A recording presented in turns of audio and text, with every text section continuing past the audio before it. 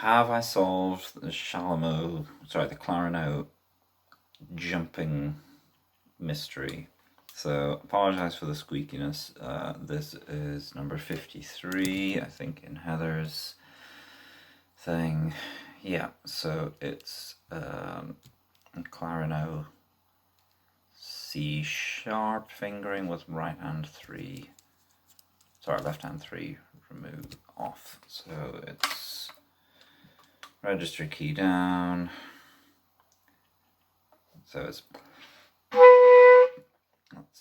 clarino C sharp with this finger off.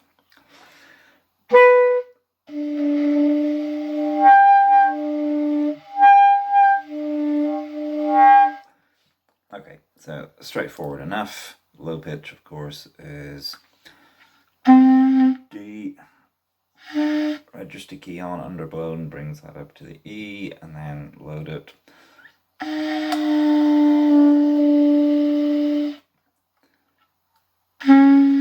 Brings us down to something like a flat D, D sharp. Shallow pitch, that's easy.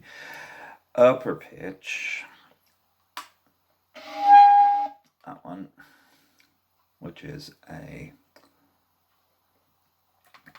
of course is that finger is venting the fifth partial of the low F sharp. So if I play the F sharp and then pull that off without the register key,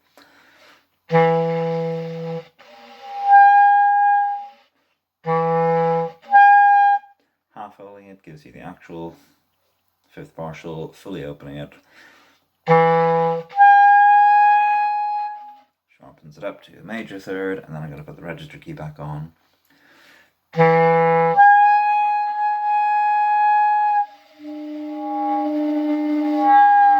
that's the underblow. Now here's the fun part. So let's calculate that the other direction round. So let's see if we can get at that from overblown third partial of the shallow pitch. So the shallow pitch again was so let's go back up to the overblow.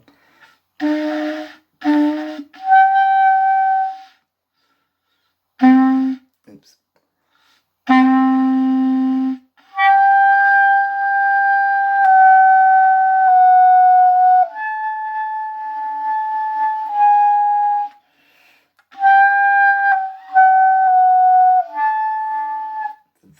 That's the interesting thing. I think what's happening there is, as I'm loading it, so that's an overblow. So that's a straight register key, third partial overblow of that D, and then as we load it, when it gets to a certain point, this auxiliary piece of tube that I'm extending down gets long enough to then make the connection from that F sharp up. I think up until the first couple of loadings are dragging down the end correction, and then at some point it's loaded enough that it connects all the way down, so we get this leap onto a harmonic of, well, this finger. Let's just test that theory.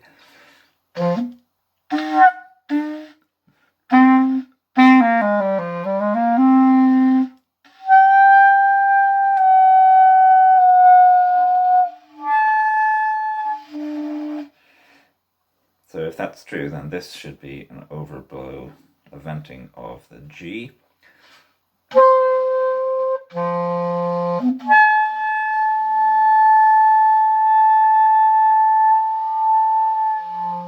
Yep.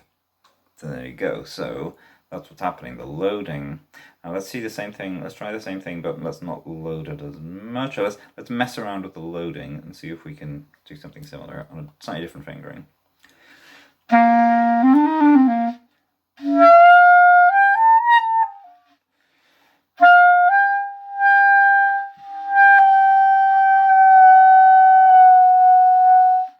See, I started it a bit further down and I was able to keep loading it because I hadn't made enough of a tube. Let's try. I'm going to try a slightly different thing.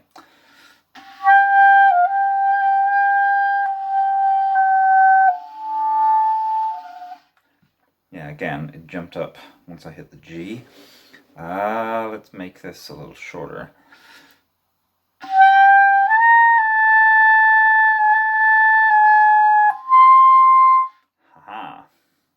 thing. The leap happened when I made, actually that might have been something to do with that one. Can't do anything about that. Let's try that again.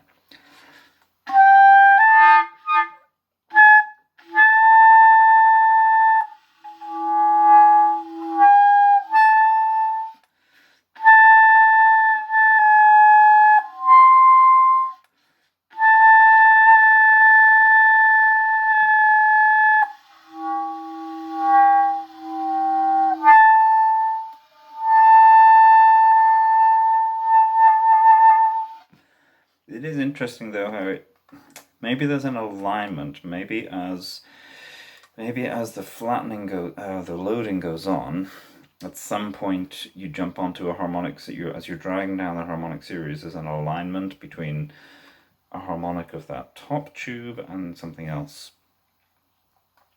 That's not impossible, I guess. With